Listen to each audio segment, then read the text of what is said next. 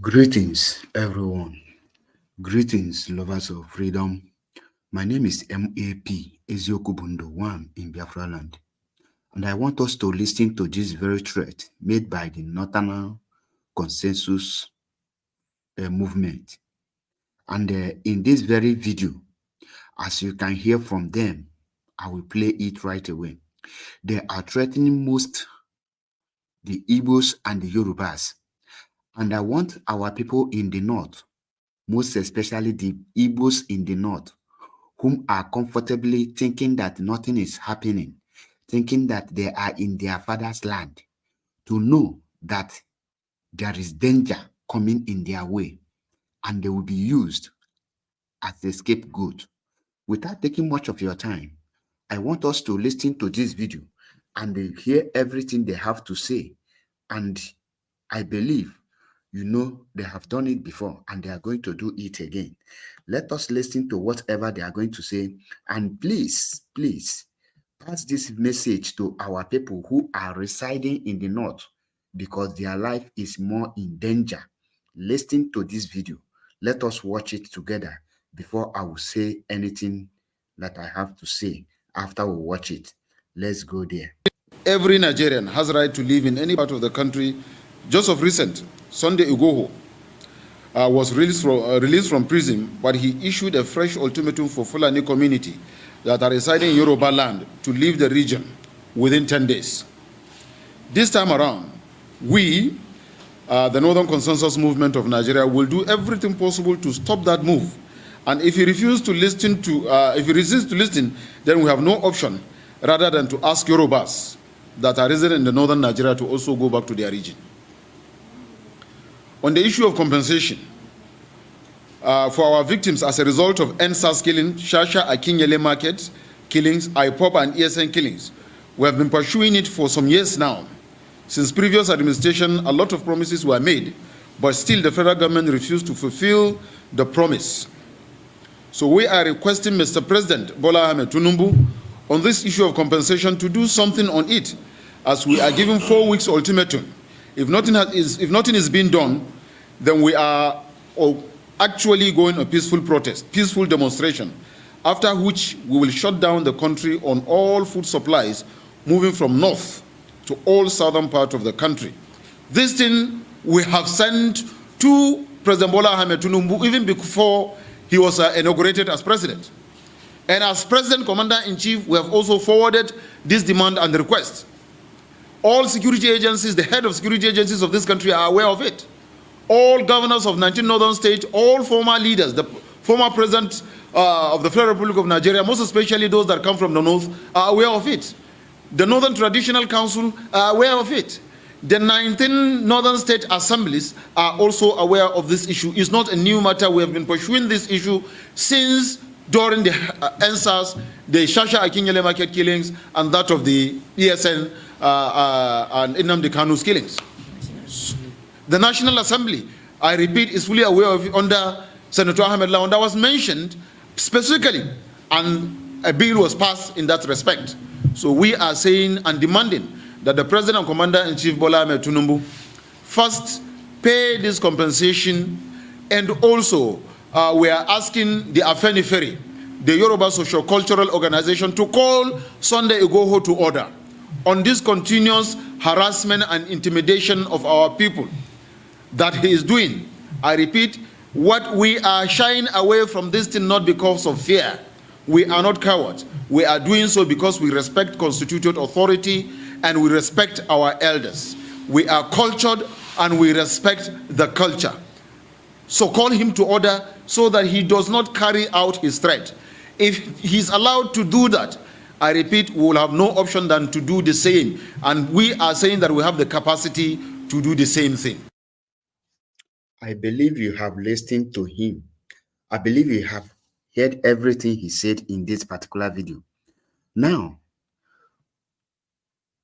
these people are telling us that the NSAS massacre, that the people that died during the NSAS are the Igbos, that the federal government is going to compensate them, not the people that lost their lives, and you call it one Nigeria. These people are telling us that the burning of Igbo markets in Sokoto during the Deborah Samuel issue, Igbo market were burned down. The Igbo plywood in Abuja was burned down. Look at what Igbos are passing through all over the country, yet nobody is raising alarm. Now, I want to pass this message to our people who think that one Nigeria is for them. I want you to know that you will be used as a sacrificial lamb by this Northern Caliphate. Everything you see they said here, they mean business. The question I want to ask our people, Ladipo market was shut down for weeks. Alaba International Market was demolished and shut down. Trade fair was shut down.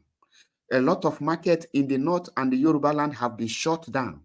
What demand have the Igbos made for compensation for the damages they have incurred during this shutdown? And nobody is speaking. There is no compensation. Can we speak about the destruction of farms by the Fulani cows in Igbo land, in Enugu, Abia, Anambra, Imo, and Ebonyi State? How many people are calling for the compensation? I know that even the record is not there. There is no any group in Igbo land that have compiled the damages carried out by these Fulani cabals. Yet, they are telling you that they need compensation. It's very, very unfortunate. I am very ashamed to be in one country with this kind of element that they don't even consider other people's feeling. Where are the Ohanes and the Igbo? Where are the people that call themselves the Igbo leaders? The people that care for the Igbos? Where are they? How many of them are there to speak for us? Nobody speak for the Igbos. It is quite unfortunate that up to this moment, the Fulanis are still parading themselves as the breadwinner. They say that they will stop bringing food items to the east and to the west. Imagine, can you see the insult? And they will be compensated. Now, let me pass this message to the Igbos. If you are residing in the north and you think you have properties in the north, you will be used as a sacrificial lamb because we have crossed the Rubicon. It is time we need to rise up to tell these people that they cannot do more than a dead rat. How can they be talking about compensation while they are the one causing the destruction, wreaking havoc against other citizens? If Sunday Igboho is a man enough, this is the time for you to prove that you are truly a man enough. If the Afeniferes, the Oduduwas, are really men enough, this is the time for you people to stand up. How can Fulanis come into your land and be destroying your properties, destroying your crops, on top of it, demanding for a compensation? This is a slap on the Oduduwa's face. And also, this is a slap on the Igbos and the entire Biafra. This is a slap to those of you who are still clamoring for one Nigeria. This is the time we will position these people where they belong. This is the time we need to rise up. I will leave you people here, but make sure that if you are an Igbo man, you are a Biafran person, you are residing in the north, the rain that is about to fall will definitely drain you, believe it or not. These people will carry out their plans. I am ashamed. Now, Ohanes and Igbo, you see it.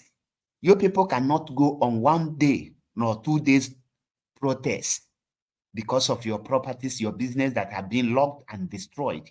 But look at the Fulanis. Nothing is done to them, but they are clamoring for help and compensation. Ohaneze ndị Igbo, Okechukwu isi guzoro, shame on you. Professor Iwanyang, shame on you all.